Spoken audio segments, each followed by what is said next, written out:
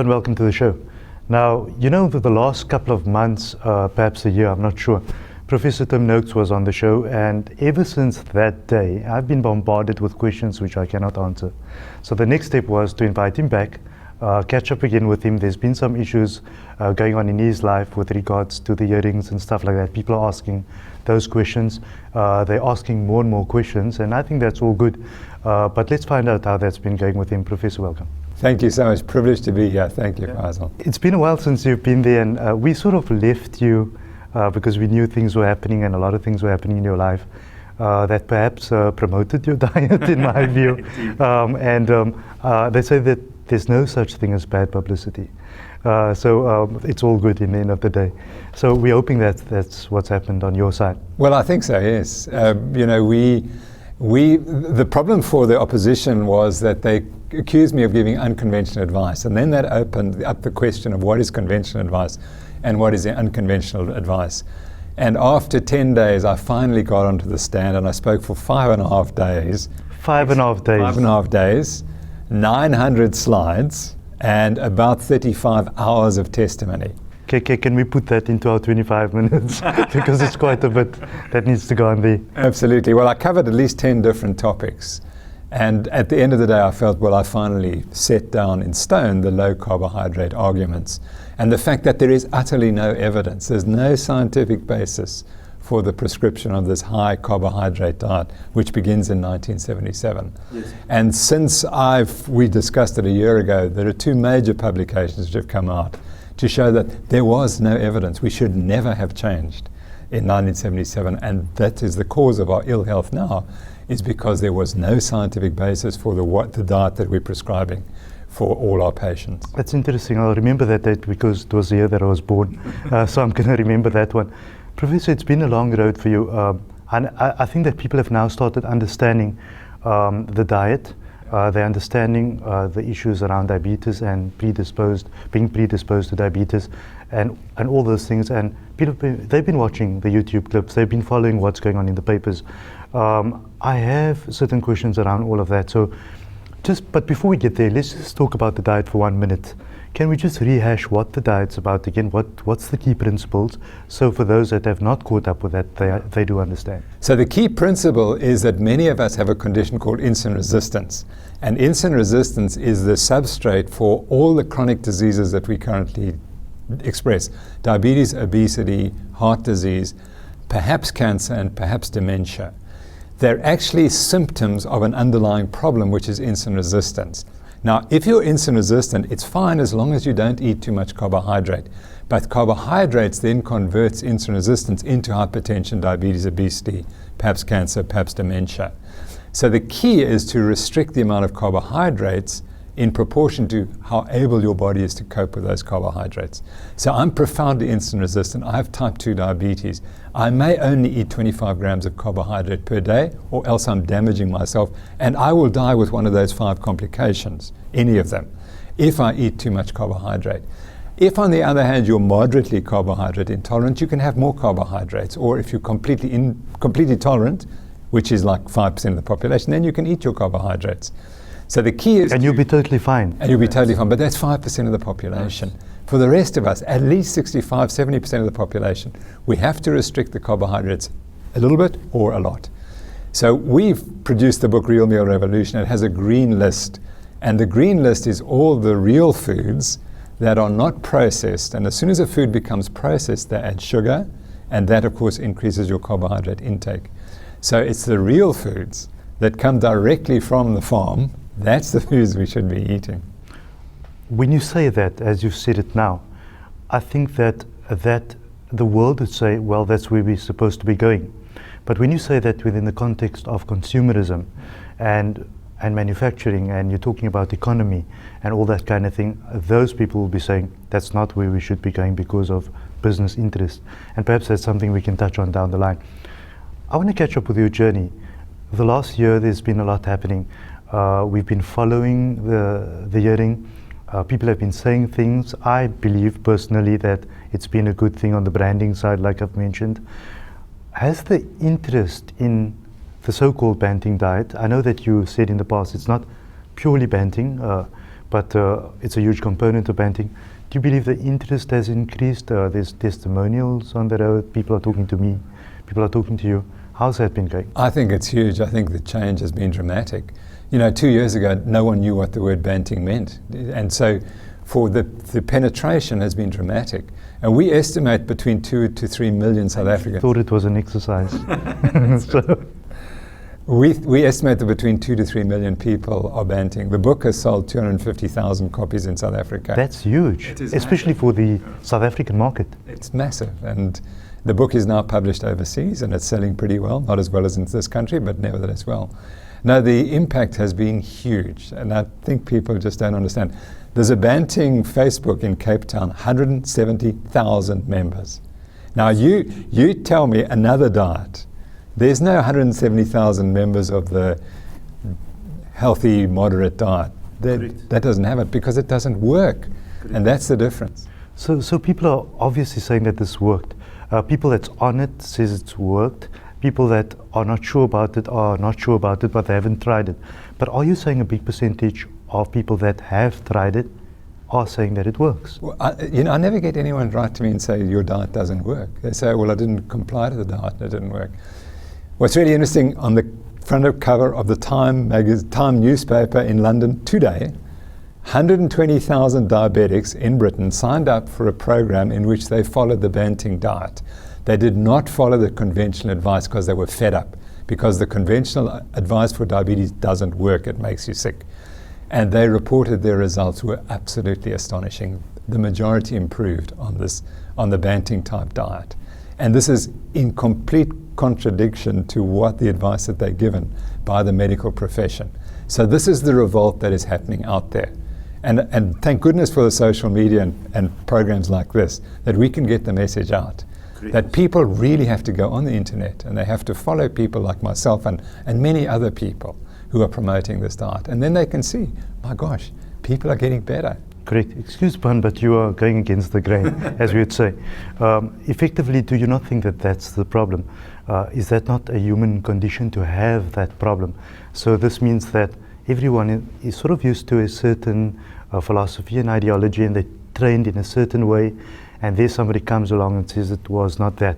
The same thing happened when Galileo made some discoveries. Yeah. People said that he needs to be executed. Yeah. But today we understand the world is round and not flat. So timelessly we go through that in history, and we just haven't learned, but we have learned in a certain way. What's your thought around all of that, where we're sort of stuck in this bubble? I know for you it might be frustrating. Yeah. And I'll tell you what the frustration is, that you see, I'm trained as a scientist. Although I'm a medical doctor and trained in medicine, I wanted to become a scientist and understand how science works and develop new ideas and promote new ideas. And in science, we promote conflicting ideas. We don't accept the truth, we try to disprove it. That's the whole point. What frustrates me is that there is a complete suppression of the debate. So what happened to me was my own university tried to suppress my discussion. And then they said, oh, we want free academic debate. Nonsense. They wanted to shut it down because the Dean of Medicine, as he was then, who's now moved on, said that my diet is dangerous, and he writes that in the Cape Times. Now, any medical student reading that says, gosh, I must never debate this. I can never open my mouth about this at the University of Cape Town Medical School because I'm going to fail my exams because the dean said it's dangerous. Correct. And that closed down. So the moment he opened his mouth, he shut down all debate. So this wasn't about, it wasn't about the pursuit for the truth. No, not at all. This is something else. This means that there are other interests around all of this, and that needs to be serviced first. Yes. And the point is, the medical profession is not going to change that until they're going to have to be forced to change it by the public. The public is going to have to say, we've had enough of this. We've read now the books, and it shows that what the advice you're giving is wrong, it doesn't work. We want change. It's not going to come from inside. It's going to have to be forced from outside. You're making me think about one thing, and that is, we ultimately, as human beings and as individuals, we are responsible for our own health. So whether we go to doctors or whether we go to anybody, we as people are responsible. And you're essentially saying that, guys, you need to wake up. You're responsible for what happens to you. Yeah. You maybe consult with a doctor, but if that doctor is not giving you the right advice, you cannot simply sit back and say, well, I spoke to the doctor and he said I can smoke. Yeah. Well, that's exactly what happened to me. See, I followed the advice that I was told by my professors of cardiology. 1977, I went on this high carbohydrate diet. And then 2010, I discovered I'm sick and I've got diabetes and I must change. And what was the problem? Family history. My father died of the disease and I'd eaten this high carbohydrate diet. If there'd been a Tim Noakes around in 1977 and said, no, read the literature, don't change your diet, I would be fine. I wouldn't have type 2 diabetes. So I carry the burden. It's my fault. I made the choice.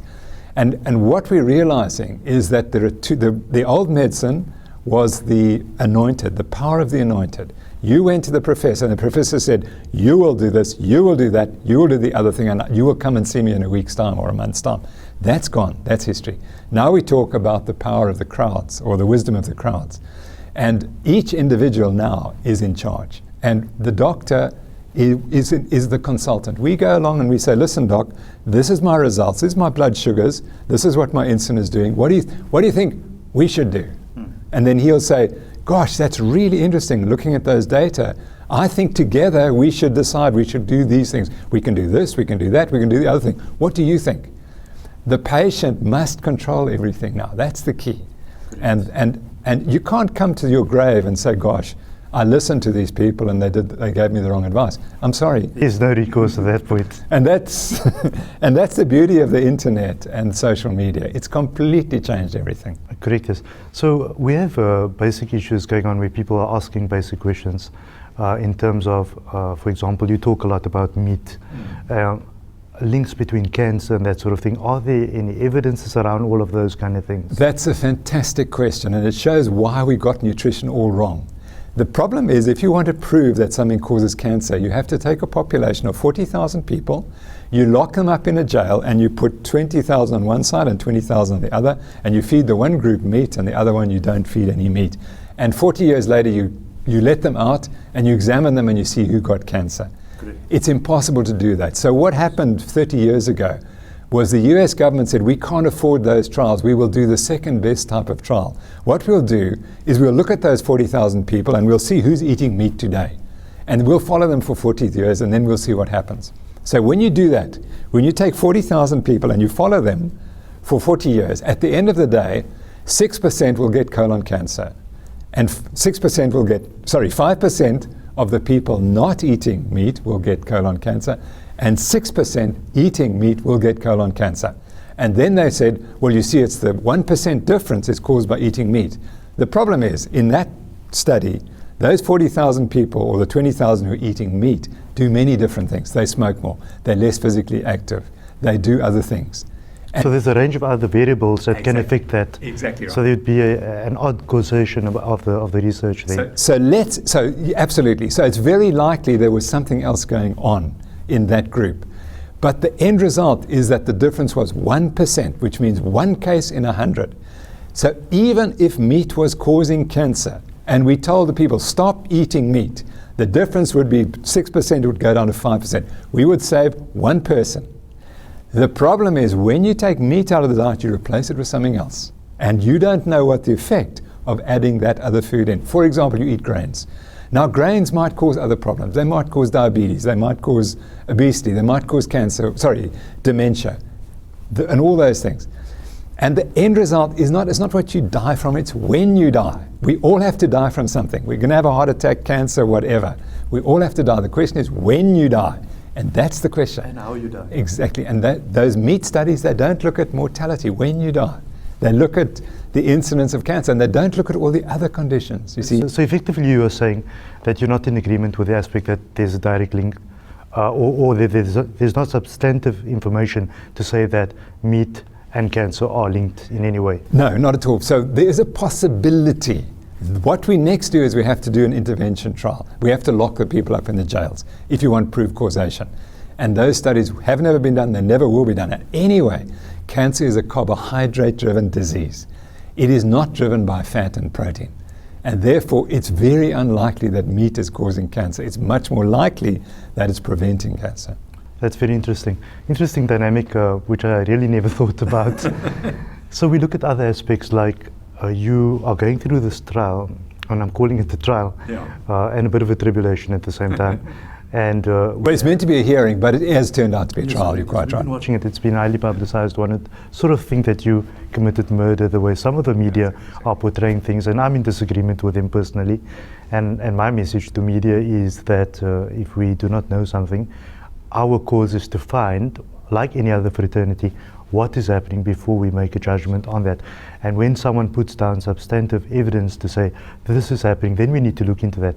And my message to media is that we need to act in the interest of the public before acting in the interest of corporate and all those kind of things. And I know the Pharmaceutical Council is probably looking at me right now, because the last time I asked the question to them, and that was, why would you solve my problem?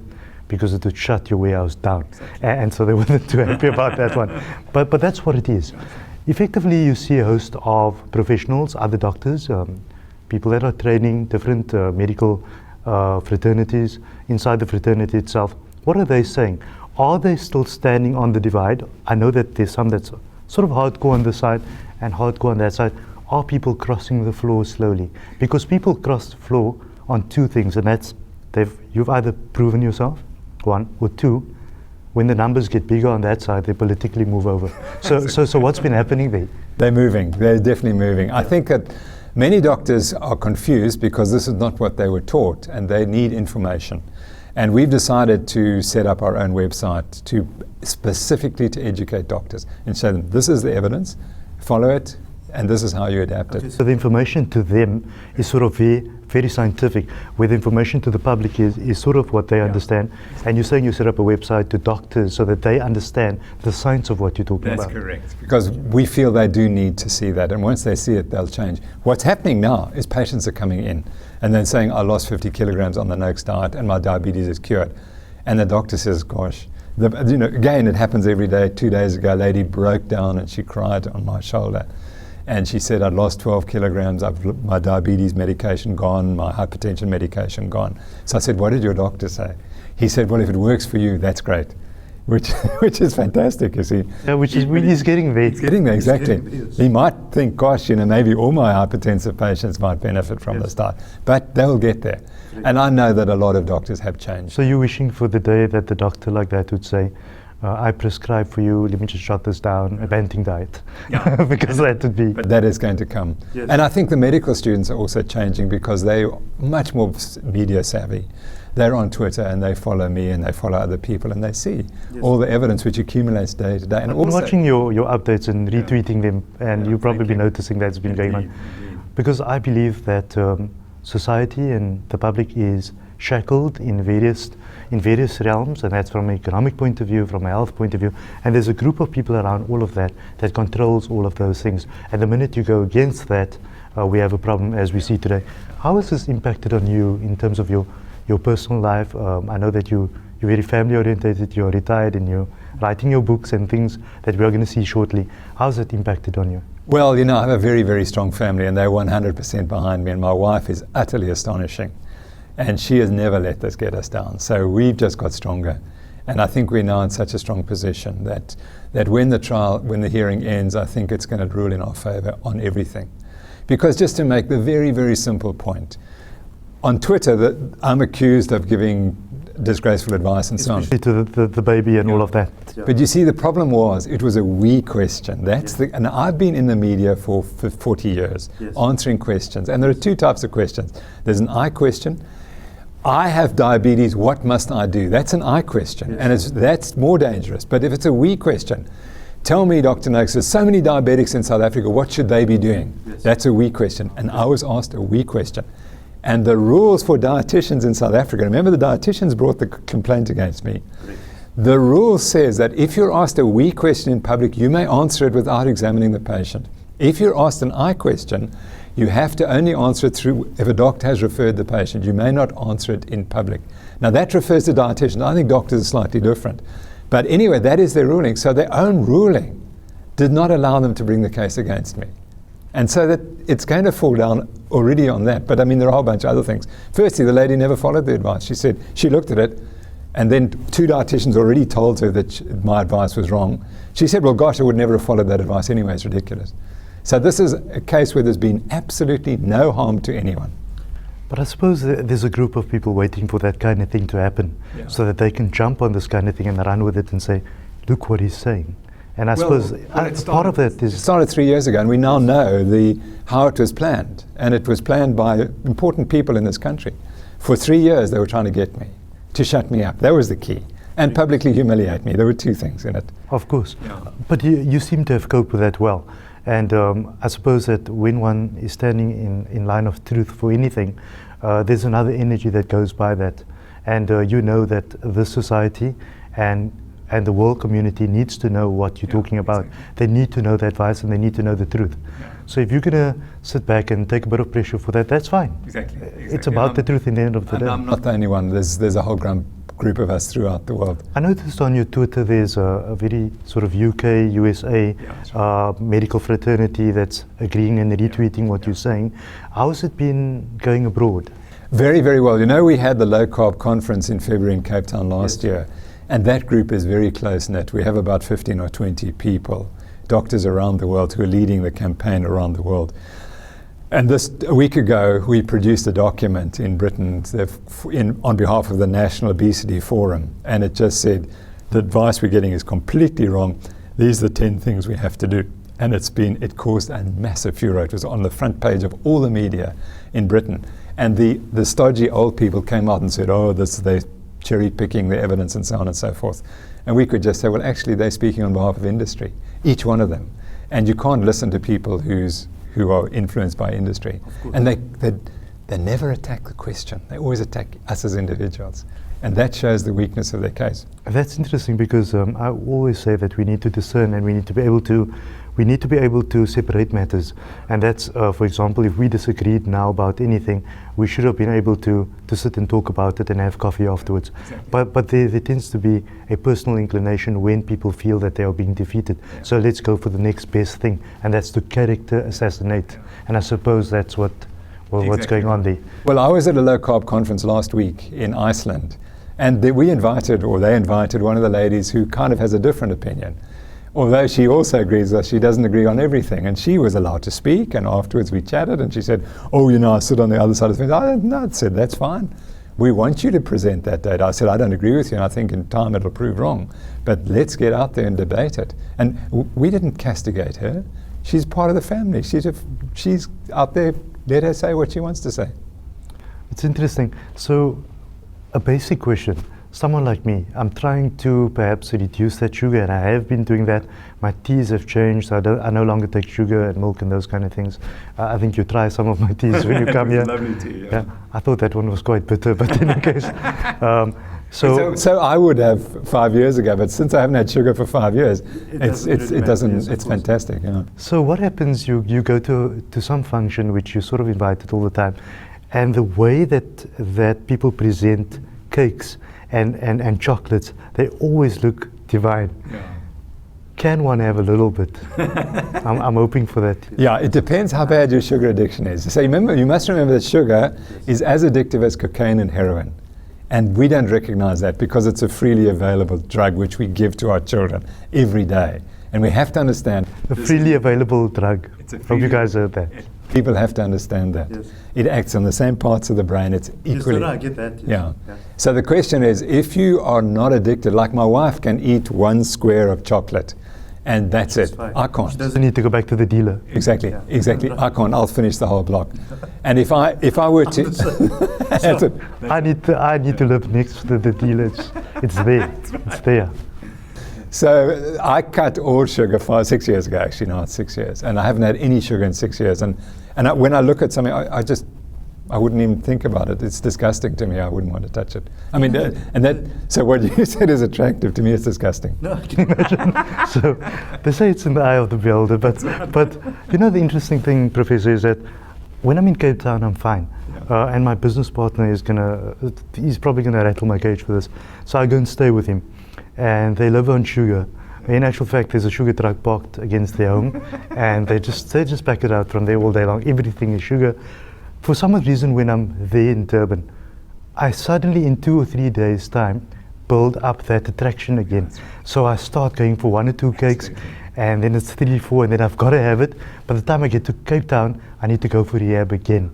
Does it happen that quick? That's typically, absolutely, one conversion to one thing of sugar is enough to convert you. It's like cigarettes. Yes. You know, someone can stop smoking and they'd have one cigarette, they're gone. And the same with alcoholics, one drink and you're gone. Yeah, that is how powerful it is. And so what's happening is you're going back to the environment that you feel comfortable when you're eating sugar. And that's it. You have to avoid that. Like you can't send an alcoholic to a pub. That's it. Because you've got to stay away from the pub. It's exactly the same thing. And when you're in Cape Town, you're withdrawn from it, and you've got a different behaviour. Yes. And so that's what keeps you. I'm currently in rehab. I came from there a couple of days ago, so it's going well. Professor, I know that down the line, people have been bombarding me for the last year.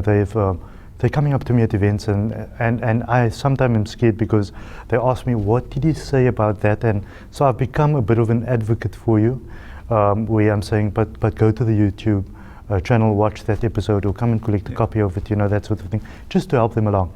I felt that we could help people a bit more, and I therefore proposed to you, which you seem very interested in, and I maybe want to announce that to viewers that we are planning to go out there, do something live in the public space where we can chat for 15-20 minutes and get the public to ask us questions directly to you. Do you think that would benefit them? I absolutely think so. I mean, I think a lot of the people who come will be converted already, but we want the people who aren't converted. We want them to come and hear us speak. It might be emulsified already.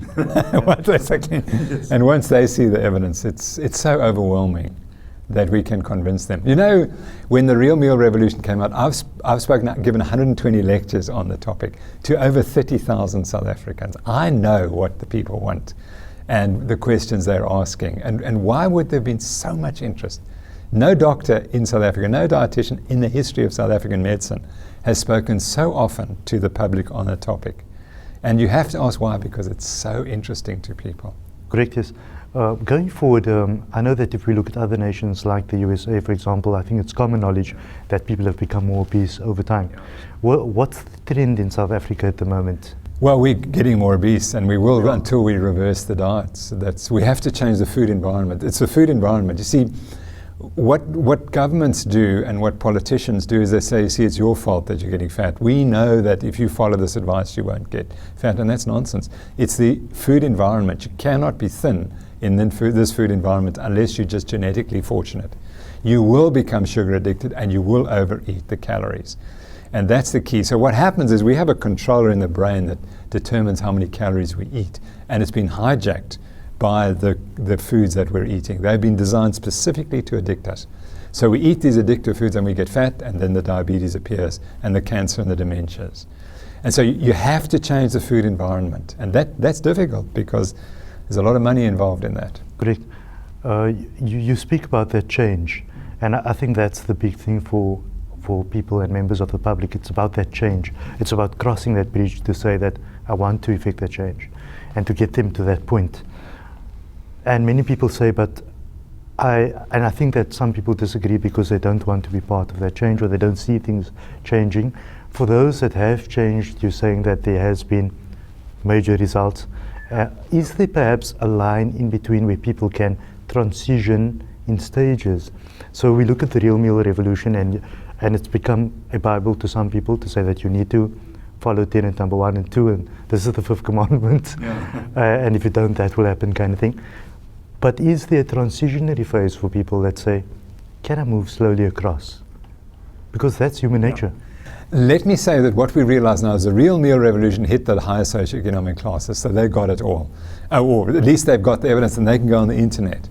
For the poorer communities, we started the Eat Better South Africa campaign. I have a foundation, the Noakes Foundation, and we funded 8 interventions in 8 communities around the Western Cape. The last program was in Atlantis. And we go in there and we say, this is the food you need to eat, and it's not expensive. And we know that you can eat at the same cost that you're now spending on your foods, you can eat Banting foods. And the results have been dramatic. You know, we reverse hypertension. High blood pressure just drops. Immediately you take the sugar and excessive carbohydrates out of the diet. And so within 6 weeks, we can reverse the hypertension in so many people. And now they start to realize, my gosh, I don't have to go to Groote Schuur Hospital every month and spend a day there and get my what they call a party pack.